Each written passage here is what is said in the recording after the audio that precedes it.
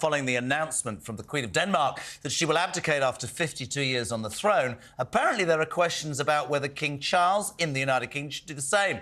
And it would be, many people are saying, should he step down and step aside for his young son, William? Let's ask someone who knows much more than us. We are joined by Matt Wilkinson, royal editor at The Sun. Matt, good morning. Morning.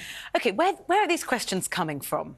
Oh, what's Charles to abdicate? Yes. Well, it's kind of, lily-livered left-wing kind of Republican talk, really, isn't it? I mean, we don't do that here. The Queen proved, for the many years that she lived, that she could be a successful and professional and working Queen for so many years. And Europe do things a little bit differently because, obviously, the Danish Queen, she retired in her 80s. She was getting a little bit old. She had a young royal family coming through that she wanted to push to the fore. But Charles will never abdicate. I mean, these calls that are coming out from, from left-wing kind of Republican angles are mainly... It's interesting, though, isn't it? Because you say left-wing Republicans.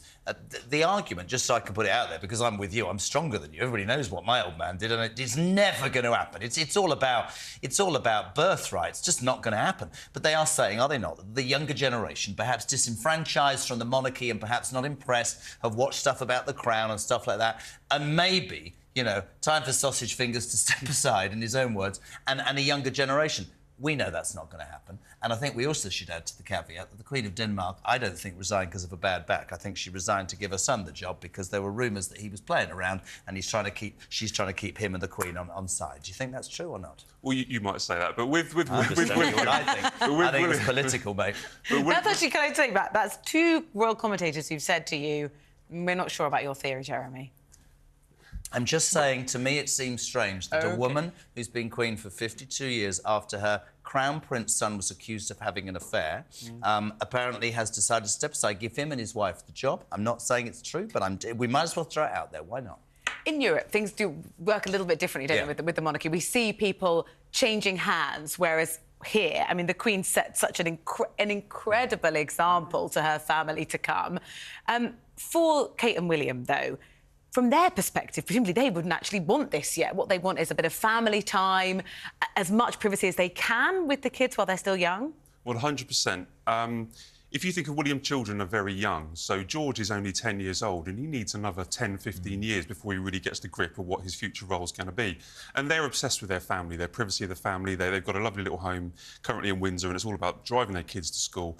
Their time will come, but it's not now. But the interesting thing about William and Catherine at the moment is their projects last 10 or 15 years. So they've set, we've got Earthshot Prize, we've got homeless projects, and they're kind of earmarked to finish in 15 years. And what might happen in 15 years, that might be when naturally they become king and queen rather than forced in some kind of political move to bring some new young blood through. It's not politics, it's not the Houses of Parliament where suddenly everyone decides that they want a young, fresh look at the royal family. No confidence in the king. Exactly. This kind of thing doesn't happen. The longevity and the length and the traditions that come with the royal family is really what holds it together and makes it stand out, particularly from politics, but also from Europe, where they appear to give up a little bit earlier. And I thought it was really interesting, I don't know if you were listening, probably not, but Michael Cole said earlier on in the show that abdication is such a dirty word in royal circles because, of course, what it led to when the Duke of... I never get his name right, but the Queen Mother's husband had to become king because his brother abdicated over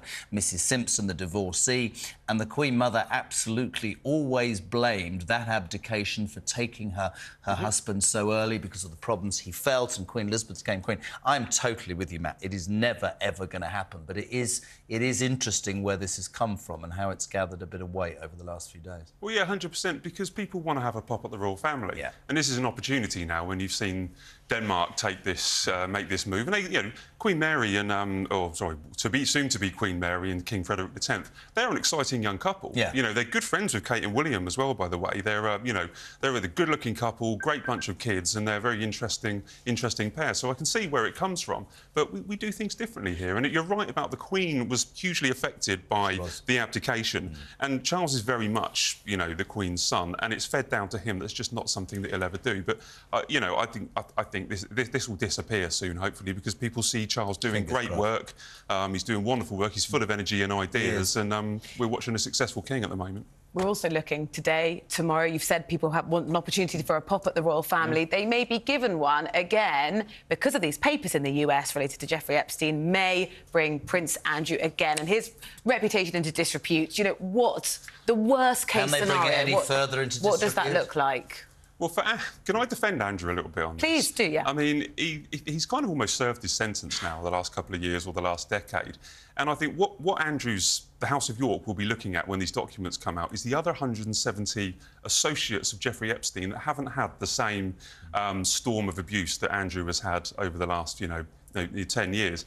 And sometimes the House of York is a little bit delusional in the way that it has reacted to Epstein. But Epstein's the bad guy here. I mean, Ghislaine Maxwell's the bad guy here. Andrew is the only person who's actually come out and spoken about what's happened, although it was badly done. Listen, we haven't got much time, and I actually respect your opinion, but I think his strategy and the advice that he took from a journalist's point of view, you would admit was not great. But maybe you're right, and maybe there are rumours very quickly that Fergie and he might get remarried. Maybe that will happen. Matt, we could talk all morning, but thank you for now. Really appreciate your time.